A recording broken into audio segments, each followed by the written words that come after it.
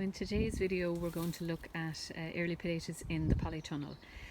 So you can see here I have a nice crop of early spuds coming on, and they were sown around the 16th of February and today is the 7th of May, so I suppose they're about 10 weeks in the ground. And yeah, like I suppose I would hope to harvest them in about another 4 weeks. I usually leave them as long as possible in the ground. Now you could harvest them a little earlier, but normally I wait until the 1st of June, and that's usually when I'll put them in the boxes for the first time. So you can see here that this variety, Sharps Express, is starting to flower.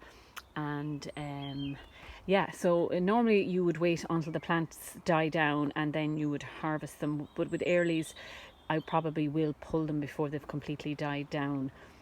And yeah, so I have three varieties. I have Sharps Express, Colleen and Orla, and they're planted in a raised bed. Now you can plant on the flat or you can plant in ridges. Traditionally they would have planted in ridges, which means that then you go back in, they're in drills, and then you ridge up. And the reason that you ridge is to prevent the tubers from being exposed to the light. So with a raised bed, then you either try to plant them a little bit deeper, or if you leave enough room between the rows within the bed, then you can ridge up. But here you can see, so the bed is quite wide. It's probably about 140 centimeters wide, and I have the rows spaced about 50 centimeters. So normally you would try to space them about 75 if you wanted to ridge up and create drills, but I just didn't have the room in here. So what I'm going to do instead is I'm going to mulch. So I'm going to put a layer of mulch, and you can, if I back up here, you can kind of see I've started to put straw. So I'm putting straw, a thick layer of straw on top of the soil in between the rows, and that will kind of act as an extra barrier to protect the tubers. In addition, I will put a layer of straw on the outside row, just in the pathway, because I have noticed over the last couple of weeks that, if you can kind of see on the left hand side, the outside row is not as well developed as the tubers on, or the plants on the inside row.